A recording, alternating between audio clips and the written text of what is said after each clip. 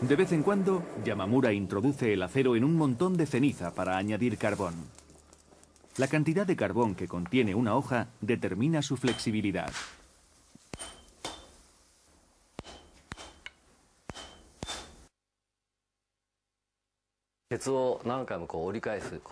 Al doblar y desdoblar el metal una y otra vez, lo endurecemos. Este es el propósito del proceso.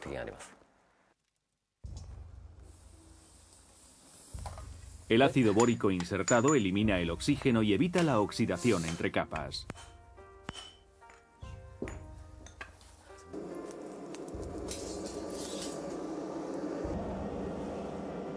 Todo el proceso tarda unas 2 semanas en completarse. Una larga espera para un cliente impaciente.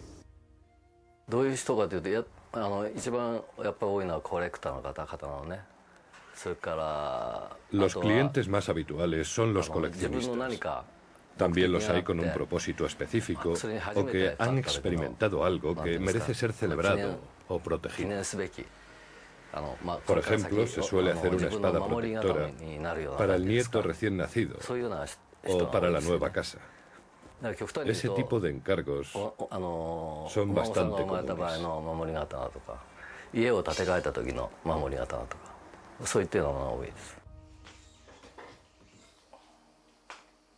Cuando se le pregunta qué siente cuando sostiene en sus manos una de sus espadas acabada y firmada, Yamamura reconoce su satisfacción.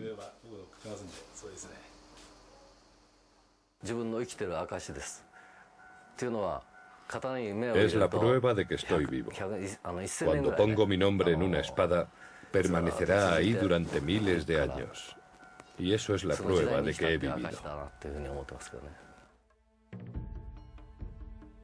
De hecho, las espadas forjadas por su famoso antepasado hace 700 años existen todavía en colecciones privadas. Todas ellas han pasado por los siglos tras las invasiones mongolas. A medida que pasaban los años, estas espadas se convirtieron en un valioso instrumento de protección, así como un objeto de identidad de los samuráis. Pasó a ser llamada la espada samurái.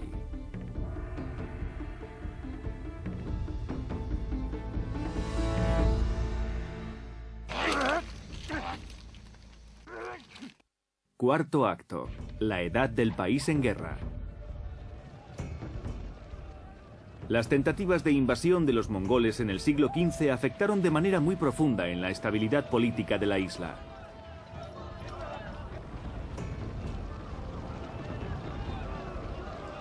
Estos sucesos trajeron un periodo de conflictos que se conoce como la Edad del País en Guerra, la Gran Guerra Civil Japonesa. En esos tiempos convulsos, la figura del samurái cobró más importancia que nunca.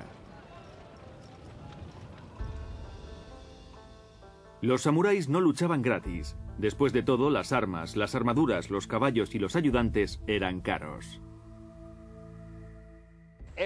Cada acto requería remuneración, y los nobles estaban obligados a recompensar adecuadamente a sus seguidores. Un noble demasiado tacaño podía ser abandonado por sus guerreros. Las recompensas solían ser parcelas de territorio conquistado. Pero no había nuevas tierras por conquistar tras las invasiones mongolas, ni siquiera había motines.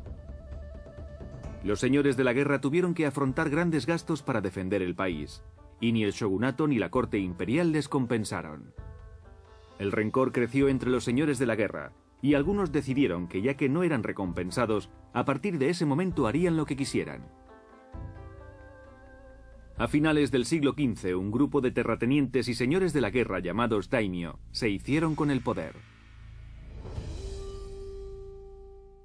Literalmente significa gran nombre, gran persona, y aparece entre el siglo XV y el XVI como un título que los señores de la guerra se daban a sí mismos.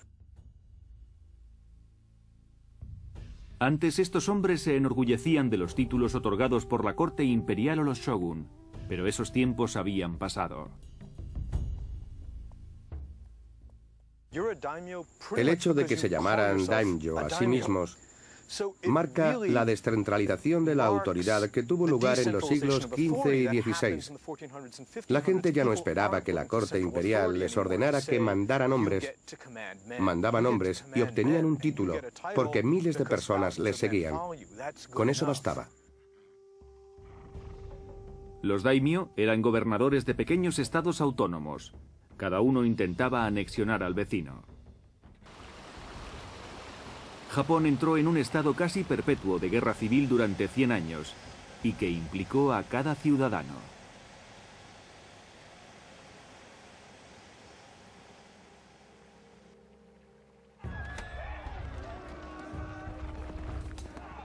Los hermanos se enfrentaban entre ellos. Los hijos trataban de derrocar a sus padres. Los sobrinos asesinaban a sus tíos. Nada ni nadie suponía un obstáculo en el ascenso político. Incluso los samuráis de menor rango cambiaban a menudo de bando. Si cambiaban de bando de forma oportunista, eran considerados traidores. Pero si demostraban que estaban dispuestos a morir por defender a su señor y a seguir luchando incluso tras la muerte de este, tenían la posibilidad de cambiar de bando porque habían demostrado que estaban dispuestos a morir. Todo el mundo, desde campesinos hasta comerciantes, podía ser llamado a filas para luchar por su señor. Incluso las mujeres estaban implicadas, y hubo mujeres que vistieron la armadura y se lanzaron a la lucha.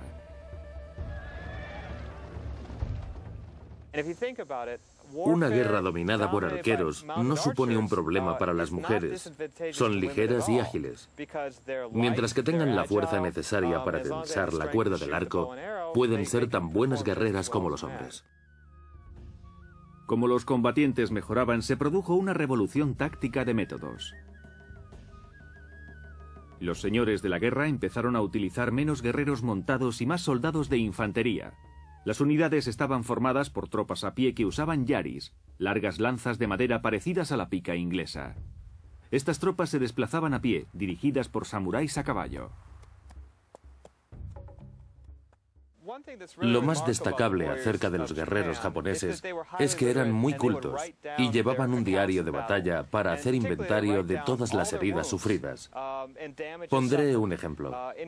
Un guerrero escribió una vez que a uno de sus samuráis le habían disparado en la cara.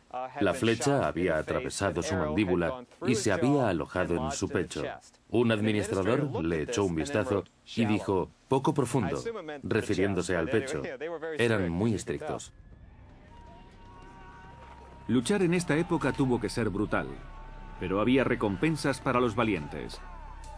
Demostrar el valor en servicio solía conllevar una práctica truculenta, la decapitación del enemigo. Cuando los guerreros entraban en combate, necesitaban una prueba física de su valor. En cuanto mataban a alguien, le cortaban la cabeza y abandonaban con ella el campo de batalla, ya que podían presentarla como prueba de su servicio y cobrar la recompensa.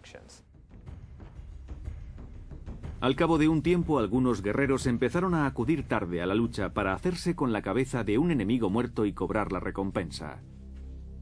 Este fraude dio lugar a otra extraña práctica, la supervisión de cabezas. Solo se recompensaba al samurái que presentaba una cabeza que había cortado él mismo. Así que las examinaban para ver si había sido cortada en vida o de un cadáver. Como la naturaleza de la guerra cambiaba para implicar más tropas, la victoria empezó a